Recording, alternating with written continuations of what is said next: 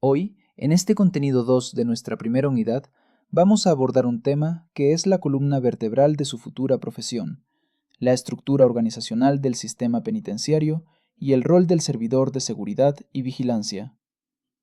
El propósito de esta clase, lo que el sílabo denomina RAU 2, es que ustedes puedan identificar la cadena de mando, comprender sus roles específicos y conocer el catálogo de deberes básicos. Deben dominar la jerarquía y la responsabilidad que ésta conlleva. El sistema de rehabilitación social de cualquier nación es uno de sus componentes más complejos y sensibles. Es un nexo donde convergen tres fuerzas: la seguridad del Estado, la administración de justicia y la imperativa necesidad de proteger los derechos humanos. Aquí en el Ecuador, el Cuerpo de Seguridad y Vigilancia Penitenciaria, el CSVP, se erige como el pilar fundamental sobre el cual descansa toda la gobernabilidad interna de los centros de privación de libertad, los CPL. La estructura del cuerpo es el resultado de una tensión dinámica entre dos ejes principales. El eje jerárquico administrativo define quién manda y cómo se organiza la institución, y el eje operativo funcional define qué se hace y por qué se hace. Su trabajo diario vivirá en la intersección de estos dos ejes.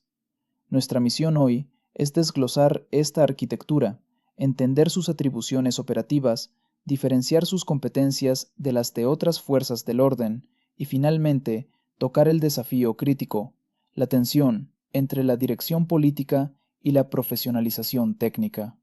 Comencemos por la arquitectura del mando.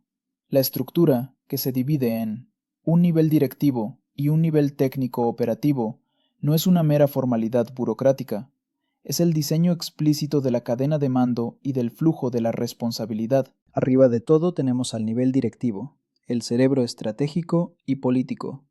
Sus funciones no son de ejecución directa, su trabajo es el diseño, la planificación y la supervisión macro. Este nivel incluye a la autoridad de seguridad, al subdirector técnico y a los jefes de seguridad. La figura principal es la Autoridad de Seguridad y Protección Penitenciaria, ASPP. Piensen en esta figura como el ente de direccionamiento político y estratégico, generalmente alineada con la dirección del SNAI y el Ministerio de Gobierno o del Interior. Esta autoridad establece el qué y el por qué de la política de seguridad penitenciaria, define los objetivos a largo plazo y es el interlocutor con las otras funciones del Estado. Es quien traduce la política de seguridad ciudadana del gobierno de turno en directrices específicas. Pero aquí nos topamos con el desafío más grande de este cargo. Su naturaleza es de libre nombramiento y remoción. Esto lo expone a una volatilidad política inmensa. En la práctica, en nuestro país, esta agilidad, que en teoría sirve para cambiar rápido una estrategia que falla, se convierte en inestabilidad crónica. Si la autoridad de seguridad cambia cada 6 meses, es absolutamente imposible implementar planes a mediano o largo plazo. Planes excelentes de tecnificación mueren porque el nuevo director llega con un nuevo diagnóstico y un nuevo plan. Debajo de la autoridad, o junto a ella, está el subdirector técnico. Si la autoridad decide qué hacer, el subdirector técnico es el ingeniero que diseña cómo hacerlo de manera estandarizada y eficiente. Esta figura es clave para ustedes, porque es el responsable de la doctrina del CSVP. Supervisa la creación y actualización de los manuales, los protocolos y los procedimientos operativos que ustedes deberán seguir. También gestiona la capacitación y la formación, y evalúa el cumplimiento de las directrices mediante KPIs, indicadores clave de desempeño. El último eslabón de este nivel directivo son los jefes de seguridad. Ellos son el puente táctico entre la estrategia de arriba y la operación de abajo. Generalmente, este será el responsable de la seguridad en su CPL específico. Su función es aterrizar los planes estratégicos y los protocolos técnicos en órdenes de operación diarias para su centro, gestionando el personal y la logística inmediata. Ahora, hablemos del nivel técnico operativo. Esta es la columna vertebral y las extremidades del cuerpo. Este nivel son ustedes. Son los servidores que materializan la seguridad, los que ejecutan directamente las órdenes y protocolos en el ambiente más hostil, el contacto directo con la población privada de libertad, PPL. Su supervisor inmediato será el inspector. Ellos son los mandos medios, los supervisores de primera línea. Lideran los turnos de guardia, comandan las requisas, los traslados y las unidades de respuesta. Su responsabilidad principal es asegurarse de que los servidores del cuerpo cumplan los protocolos al pie de la letra. Son el control de calidad operativo y tienen la responsabilidad de corregir in situ cualquier desviación de protocolo. Y en la base de la pirámide, el rostro de la institución, están ustedes, los servidores del cuerpo, agentes de seguridad penitenciaria. Ustedes son los ejecutores directos de todas las tareas de seguridad. Realizan los conteos de PPL, operan los filtros de seguridad, custodian los pabellones, realizan las rondas de vigilancia y conducen los vehículos de traslado. Y aquí es donde enfrentan lo que el documento llama el dilema de la gente. Esta es la esencia de su trabajo. Ustedes deben, en cada segundo de su turno, equilibrar la aplicación de la norma, con firmeza y autoridad, con el respeto irrestricto a los derechos humanos. Y deben hacerlo en un entorno de altísima tensión, con un riesgo personal constante y expuestos a permanentes intentos de corrupción. La eficacia de todo el CSVP no depende de la calidad de un nivel por separado, sino de la calidad de la interfaz entre ellos. La información, la inteligencia, las novedades, debe fluir eficientemente hacia arriba, del servidor al inspector, al jefe, y las órdenes, las directrices, los protocolos, deben fluir hacia abajo, sin distorsión, sin ambigüedad y sin demora. La mayoría de las crisis penitenciarias que hemos vivido surgen por una fractura en esta cadena de comunicación y mando. Muy bien, ya entendemos el quién. Ahora veamos el qué. ¿Cuáles son las atribuciones de la ejecución operativa? No somos una fuerza de guerra, no somos una fuerza de policía judicial, somos un cuerpo de custodia, control y garantía. Nuestro mandato se centra en la gestión del orden dentro de un perímetro definido. Este mandato lo podemos resumir en el trinomio del orden: precautelar, mantener y restablecer. Estas tres acciones describen el ciclo completo de la gestión de la seguridad. Primero, y la fase más importante, es precautelar, la prevención. Esto es el 90% de un buen trabajo de seguridad. Implica todas las acciones destinadas a evitar que el orden se rompa. Aquí entra la inteligencia penitenciaria, la recolección y análisis de información para anticipar motines, fugas o enfrentamientos. También incluye el control de accesos, los filtros, la aduana del CPL, el uso riguroso de tecnología, escáneres, rayos X y los procedimientos manuales, cacheos, son vitales para impedir el ingreso de armas, drogas y tecnología. Y, fundamentalmente, la prevención incluye la clasificación de PPL. Separar a los internos según criterios técnicos, peligrosidad, tipo de delito, afiliación a bandas, para reducir la fricción. Si la prevención funciona, entramos en la fase de mantener, la rutina. Esta es la gestión diaria del orden establecido. ¿Qué incluye? La vigilancia y rondas, su presencia visible y constante en pabellones y patios, que tiene un efecto disuasorio. Incluye la custodia en actividades. Ustedes deben dar seguridad durante las actividades de rehabilitación, educativas, laborales, y la gestión de movimientos internos. Controlar el flujo de PPL entre celdas, comedores y patios. Pero, inevitablemente, a veces la prevención y el mantenimiento fallan. Se produce una crisis. Ahí entramos en la tercera fase. Restablecer. La reacción. Implica la respuesta a incidentes, la activación de equipos de reacción inmediata para controlar riñas o motines. Y aquí se presenta la atribución más sensible, el uso proporcional de la fuerza. Esto no es actuar por impulso. Implica el uso de equipo no letal, gas lacrimógeno, bastones, bajo una doctrina estricta que debe escalar. Empieza con la verbalización, y solo como último recurso se usa la fuerza física. siempre de manera proporcional a la amenaza. La táctica clave para restablecer el orden es el aislamiento y la contención, asegurar el perímetro del incidente y evitar que se extienda a otros pabellones. Una parte de su trabajo que merece mención especial es la función de custodia en traslados. Esta es una de las operaciones de más alto riesgo porque saca al PPL del entorno controlado del CPL, por ejemplo, en traslados a diligencias judiciales.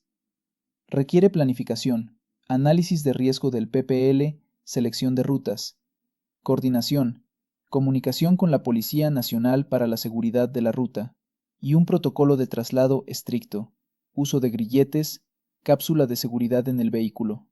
También custodiarán PPLs en las unidades de aseguramiento transitorio, UAT, que son esas celdas temporales en las unidades de flagrancia. Y quiero ser muy claro sobre esto. El desafío aquí es inmenso.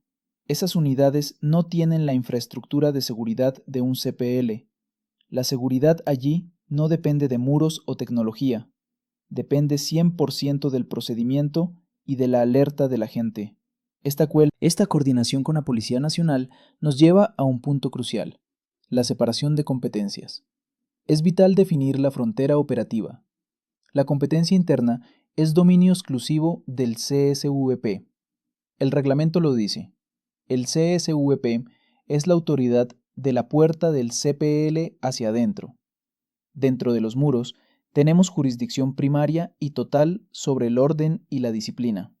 Esto incluye la gestión de los filtros de ingreso, revisión de visitantes, abogados, personal, que es nuestra responsabilidad indelegable. La competencia externa es el rol de la Policía Nacional, PPNN.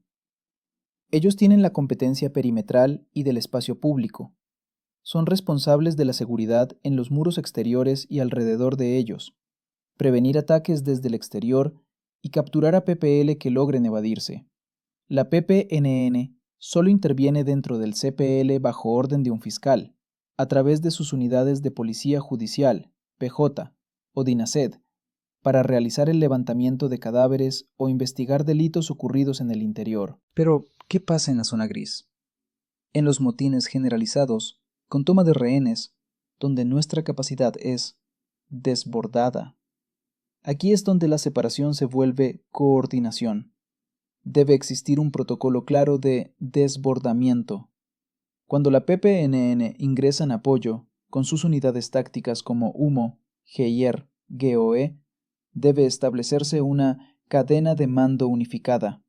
Generalmente la PPNN asume el control táctico de la operación, pero el CSVP provee la inteligencia, el conocimiento del terreno y asegura la custodia de los PPL que se rinden.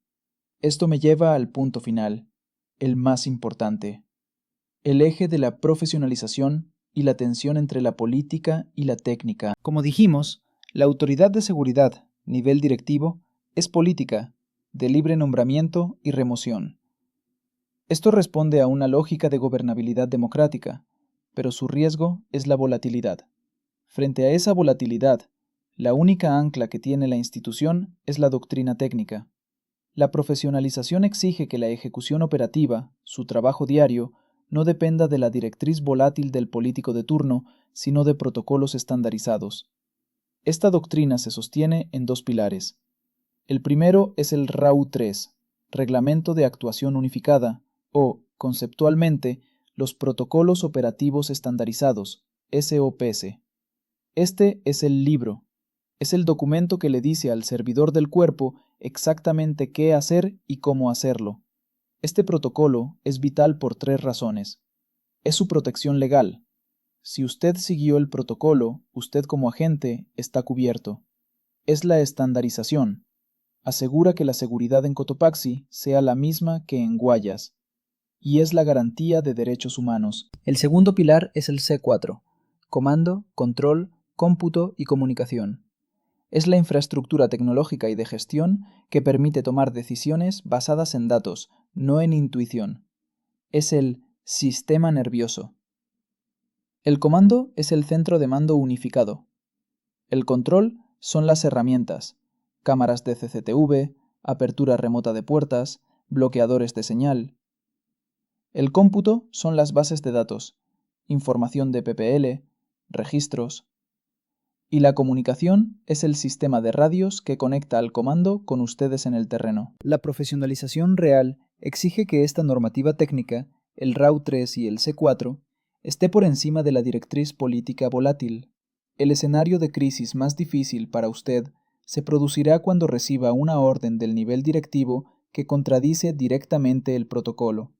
Por ejemplo, el protocolo RAU 3 dice que toda visita legal debe ser registrada y pasar por el escáner, pero el director político llama al jefe de seguridad y le dice: deje entrar al abogado X sin registro ni escáner, es una orden mía. Ese jefe de seguridad enfrenta un dilema. Si obedece la orden verbal, viola el protocolo técnico, RAU 3, y crea una vulnerabilidad de seguridad. Si obedece el protocolo técnico, desobedece a su superior político. Como conclusión, el desafío fundamental del CSVP en Ecuador no es la falta de atribuciones.